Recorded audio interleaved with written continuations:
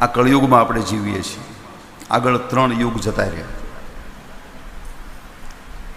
દ્વાપર, ત્રેતા અને સતયુગ. એ 3 યુગમાં યુદ્ધો થયા છે અને યુદ્ધના 3 યુદ્ધના મૂળમાં સ્ત્રી છે. 21 વખત નક્ષત્રી કરવી પડી આ પૃથ્વીને પરશુરામજીને સતયુગમાં. એના મૂળમાં રેણુકાજી છે, પરશુરામજીની માતા, જમદગ્નિના પત્ની. અને ત્રેતામાં યુદ્ધ થયું, એના મૂળમાં સીતાજી છે. રામાયણ મર્યાદાનો ગ્રંથ છે, એટલે કોઈ મર્યાદા ભંગ થાય એવી કોઈ વાત લખી નથી. ન તો વાલ્મીકીજીએ લખી છે કે ન તો ગોસ્વામી તુલસીદાસે લખી છે. પણ થોડો સંકેત કર્યો છે. જ્યારે પેલો મારીચ આવ્યો મૃગ બનીને અને ભગવાન રામ એની પાછળ ગયા. આપણા ઋષિઓએ તો શંકા પણ કરી દીધી, અસંભવમ હેમ મૃગશ્ચ જન્મ તથાપિ રામો લુલુભે મૃગાય. અસંભવમ. શરીર આ સંસારમાં બધાના 5 ભૂતના હોય છે અને એનું સર્જન તો રામ કરે છે. આ સૃષ્ટિ કોને આધીન છે? રામને આધીન છે. તો એને પોતાને ખબર નહીં હોય કે સોનાનું શરીર હોતું જ નથી. અસંભવમ હેમ મૃગશ્ચ જન્મ. આ સંસારમાં સોનાના શરીર કોઈના હોતા નથી, છતાં પણ રામ એ મૃગની પાછળ ગયા. લીલા છે.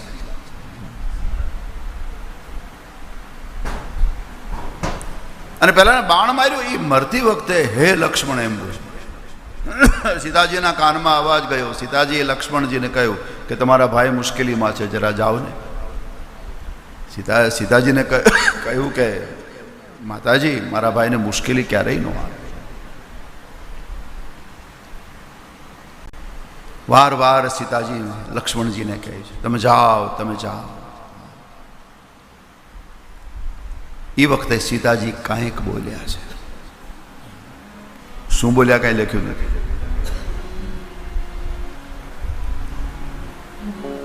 બધાને ખબર શું બોલ્યા, હું જાણું, તમે જાણો, પણ રામની લીલા છે. સીતાજીની ગરિમા હણાય એવો કોઈ શબ્દ આપણા શાસ્ત્રોમાં નથી. હમણાં 1-2 કથાકાર થોડું અવિવેક કરી ગયા હતા.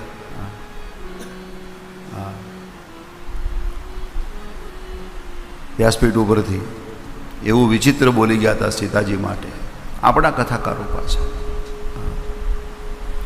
પછી તો એને ઘણા બધા લોકોએ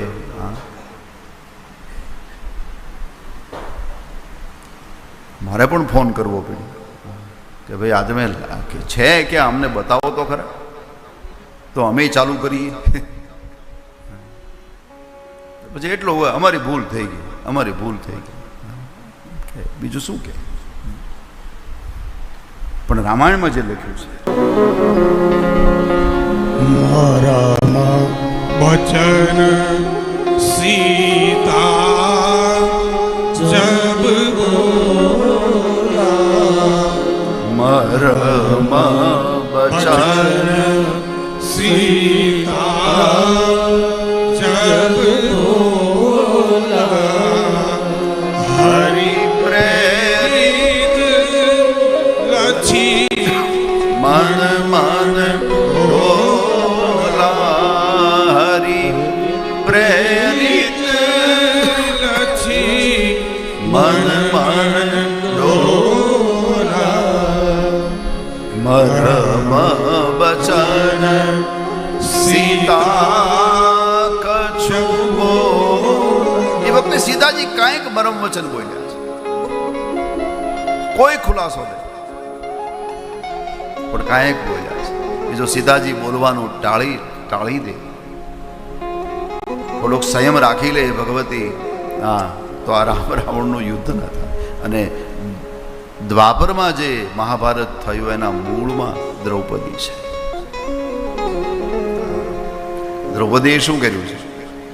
જો આ સીતાજી અને દ્રૌપદી એ કોઈ તમે માનવ શરીર નહીં માનતા, હા કે હા, એ દેવી તત્વ છે. દ્રૌપદીનો જન્મ અગ્નિથી થયો છે અને સીતાજીનો જન્મ પૃથ્વીથી થયો છે. આ પંચતત્વમાંના બે તત્વો છે, અગ્નિ અને પૃથ્વી. એટલે એને બહુ સામાન્ય રીતે ના આંકવું બધું. હા, દ્રૌપદી તો કૌરવના વંશનો વિનાશ કરવા માટે આવેલું તત્વ છે. હા, દ્રૌપદીએ શું કર્યું? એના પતિઓને બહેકાવવાનો પ્રયાસ કર્યો. દ્રૌપદીનું બસ એક જ, એના પતિઓને ચડાવે. આમ બધા ભેગા બેઠા હોય ને ત્યારે એમ કે આપણને 5 ગામ આપે ને તો ચાલશે, પણ એકલા જ્યારે મળે ત્યારે નહીં, આપણે આ જોતું જ નથી, આપણે તો યુદ્ધ જ કરવું છે. આ ભેગા મળે ત્યારે આમ અને એકલા મળે ત્યારે આમ. દ્રૌપદીએ ઉશ્કેરવાનો પ્રયાસ કર્યો. હા, તમને ખબર છે ને દ્રૌપદીએ વાળ બાંધવા નહીં એવી પ્રતિજ્ઞા હતી. તમે જાણો છો ને બધી બહેનો? એ શું કામ હતી? હા, નહીં, પેલું લોહીથી, એ કોનો લોહી હતું? દુશાસનનું હતું. મને બધું યાદ ન રહે ને એટલે તમને પૂછું છું. આ દુશાસનના લોહીથી જ્યાં સુધી વાળ ધોવ નહીં ત્યાં સુધી આ ચોટલો હું બાંધીશ નહીં, આ પ્રતિજ્ઞા હતી. બરાબર છે?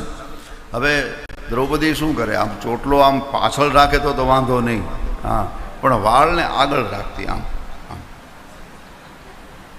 પાછળ નહીં. અને આવડા મોટા મહેલમાં એ ક્યાંક જતી હોય, એમાં 5માંથી કોઈ પણ પતિ અને સામો મળે એટલે બીજું કાંઈ ના, ખાલી આટલું જ કરે. એટલે વાળ બતાવે કે તમને ખ્યાલ છે ને આ વાળ મારા ખુલ્લા શું કામ છે. એના પતિઓને બતાવે. પતિ સામો મળ્યો નથી, ચોટલો બતાવ્યો નથી. આ ઉશ્કેરવાનું જ કામ કર્યું છે.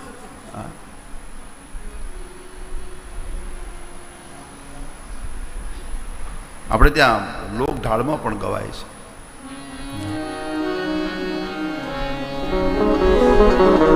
હે માં ચોથા તે યુગમાં, કોઈ ઉઠતા નહીં આપે. હું ગરબો નથી ગવડાવતો, આ તો તમને ગરબો તમને છેલ્લે ગવડાવીશ. ચોથા તે યુગમાં જાણી રે માં, ત્યાં જોગ માયા તને.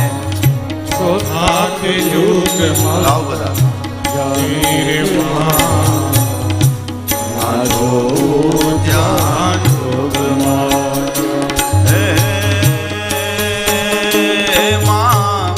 પાંડવ ઘેર ભટરાણી રે માં, ત્યાં જોવું ત્યાં જોગ માયા. માણી પાંડવ ઘેર ભટરાણી રે માં, ત્યાં જોવું ત્યાં જોગ માયા. કાળીને કલ્યાણી રે માં, ત્યાં જોગ માયા. માડી કાળીને કલ્યાણી રે માં, ત્યાં જોગ માયા.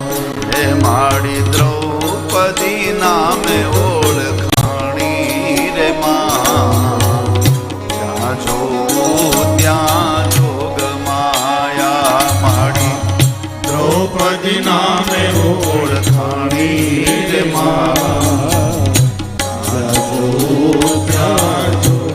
હે માં પાંડવ ઘેર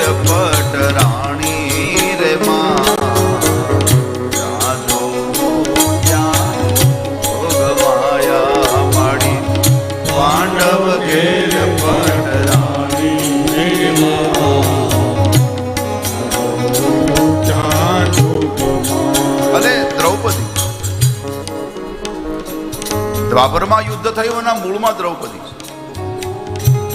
કૃતો તો રેણુકા કૃત્યા ત્રેતાયામ જનકાત્મજા દ્વાપરે પાંચાલી પ્રોક્તા.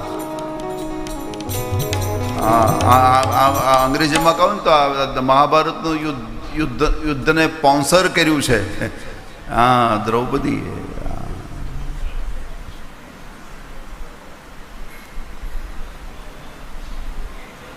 કૃતો તો રેણુકા કૃત્યા ત્રેતાયામ જનકાત્મજા દ્વાપરે પાંચાલી પ્રોક્તા અને કલિયુગે ગૃહે ગૃહે.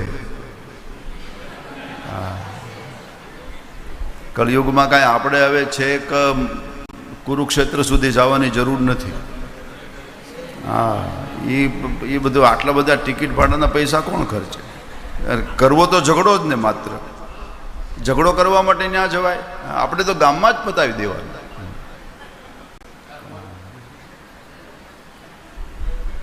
છેક ત્યાં સુધી વળી ધક્કો ખાવો ઝઘડો કરવા માટે, મારામારી કરવા માટે, ઘરમાં જ પતાવી દો ને. એટલે મહાપુરુષો કહે છે કે કલિયુગે ગૃહે ગૃહે. કલિયુગમાં તો ઘરે ઘરે આ છે.